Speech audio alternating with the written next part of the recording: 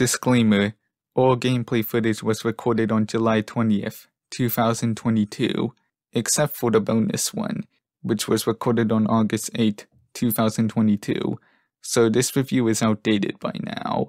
Hello everyone, in this video I will be reviewing 3 different Roblox games made by 3 different companies. Now you may be asking which ones I'm talking about. Well, those are Angry Birds, Bird Island by Rovio, NICKVERSE by Paramount, and Sonic Speed Simulator by Sega. I will be playing them in that order, so let's start with Angry Birds, Bird Island by Rovio.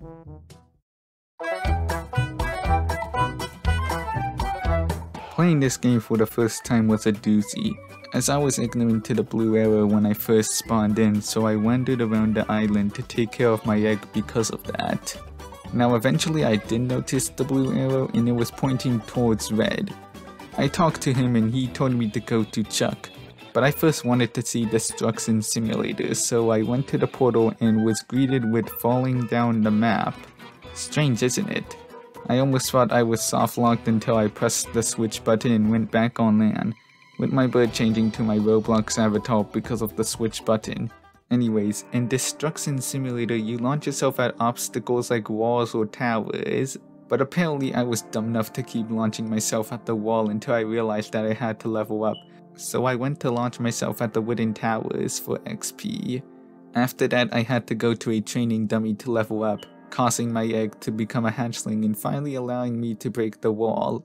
Behind the wall were more wooden towers, varying in level, so I launched myself at them multiple times and went back to Bird Island. Overall, it was a pretty good part of the game. Now that I'm back on Bird Island, I went to talk to Chuck and he told me about the customization button and to go talk to Bomb about getting myself a hatchling. I went to Bomb and he told me about the slingshot, which I already knew about. The blue arrow then pointed at Stella, and I think you get the point here now. It was a basic tutorial on how to play the game. Man, I should have done this in my first few minutes of playing this game. After the tutorial, I got a house, went to the disco, customized my bird, drove my car, and overall took care of my hatchling. It was a good experience to say the least, even though taking care of my hatchling felt boring sometimes. Now let's go to Mayhem Simulator.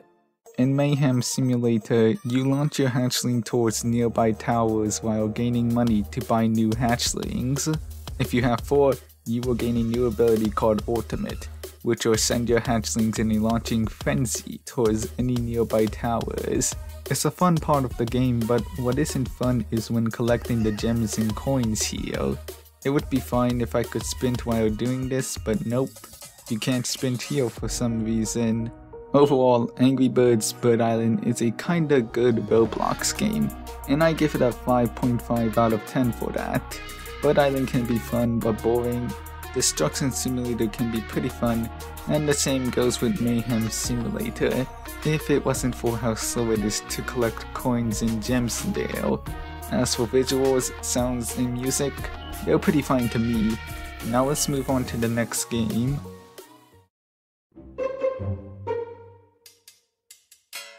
This is the most disliked game in this review, and that's because of Paramount taking down a non-profit Roblox fan game of SpongeBob called the Spongy Construction Project. I can't blame people that much because it looked very good from the gameplay footage I saw of it. Too bad I only heard about it when it got taken down, so I never got to play it. Anyways, let's start this game. Playing this game for the first time isn't a doozy like last time. It's simple, as all you have to do is talk to the Nickelodeon characters and workers, with the former giving you helpful items and the latter giving you tips and quests. Also, getting slime is pretty important in this game so you could sprint, ground pound, or double jump. Furthermore, the blue arrow from the previous game returns here. Anyways, there are currently only 4 worlds, with the first one you spawn in being the Nick Hub. The other 3 are SpongeBob SquarePants, Avatar the Last Airbender, and the Nick Neighborhood, which is where your avatar will live. After setting up my house in the Nick Neighborhood, I went to a Nick worker for a quest to collect 6 blimp blueprints to create my very own blimp, and all of them were located in all worlds except for Nick Neighborhood separately. As expected, I went to collect all 6 blueprints, and during my journey I completed a few quests from the characters of Nickelodeon. I first encountered SpongeBob and he told me to go collect 10 jellyfishes with my net and bring them back to him. I then encountered Cora and she told me to get a secret scroll and bring it back to her. Finally I encountered Aang and he told me to soar like an airbender with the aircraft he gave me at the start of the game. Unfortunately I failed that quest because I didn't control the flying well, but I got all the blueprints at the end. Now I was finally able to construct my very own Nick blimp and display it outside my house. I could even climb on it if I wanted to. Overall, I give NICKVERSE a 6 out of 10. The visuals and sounds are good, and the music is fine, but I wish there were more worlds to go to than just SpongeBob and Avatar.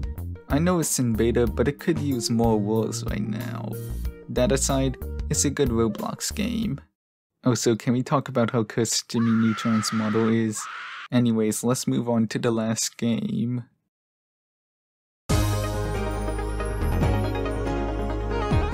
You may notice that I'm using a different account for this game, and that's because I played it a lot on my main account before making this review.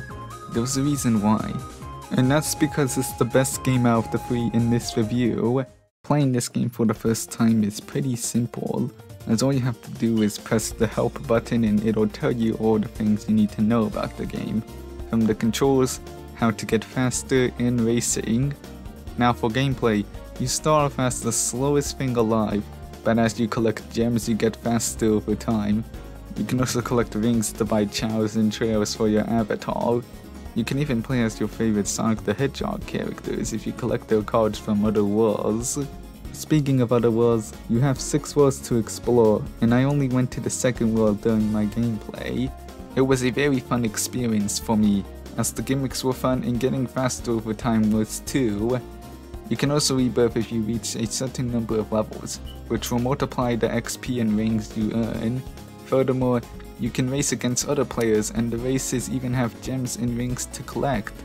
Overall, I give it a 8 out of 10, as it's a very fun experience for Sonic fans and non-Sonic fans. The visuals are pretty good, the same goes with sounds, and the music is awesome, as expected from the Sonic franchise having bangers soundtracks most of the time.